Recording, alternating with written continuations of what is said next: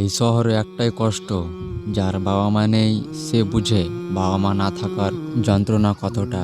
সে একজন এতিম। আব্বু, আম্মু, কোথায় তোমরা? আমাকে একা ছেড়ে কোথায় চলে গেলে? আমাকে আর ভালো লাগছে না।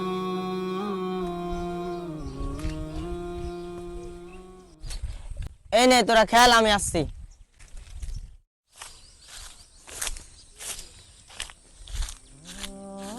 কিরে উমা, তুই এখানে একা একা বসে কি করছিস?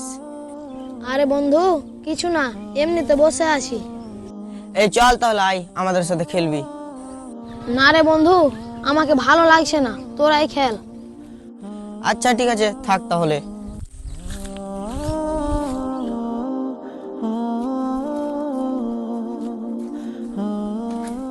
ওটা উমার না?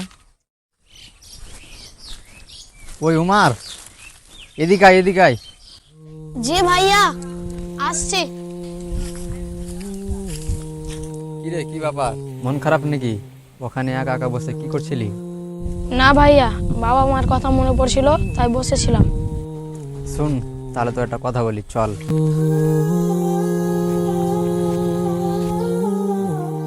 মন খারাপের কিছুই নেই।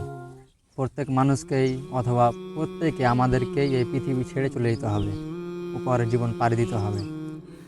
কোরআনে একটি আয়াত রয়েছে যেখানে আল্লাহ সুবহানাহু ওয়া তাআলা অনেক গুরুত্বপূর্ণ একটি কথা বলেছেন, আর সেই দোয়াটি হচ্ছে যে রব্বির হামহুমা কামা রব্বিয়ানি সাগীরা। অর্থাৎ এই দোয়াটির অর্থ হলো যে, হে আমার রব, আমার পিতামাতাকে সেইভাবে দেখো যেভাবে আমাকে বাল্য অবস্থায় আমার পিতামাতা আমাকে মানুষ করেছে। জি ভাইয়া। তাহলে আফসোস করার কিছুই নেই। বাবা মার জন্য দোয়া কর, আল্লাহ সুবহানাহু ওয়া তাআলা নিশ্চয় ইনশাআল্লাহ বাবা মাদেরকে জান্নাত দেবেন।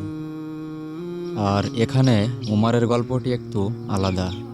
যদি আমরা ছোটদেরকে এরকম নাসিহাতগুলা দিয়ে থাকি, তাহলে অবশ্যই তাদের জীবনটা সুন্দরময় হবে ইনশাআল্লাহ।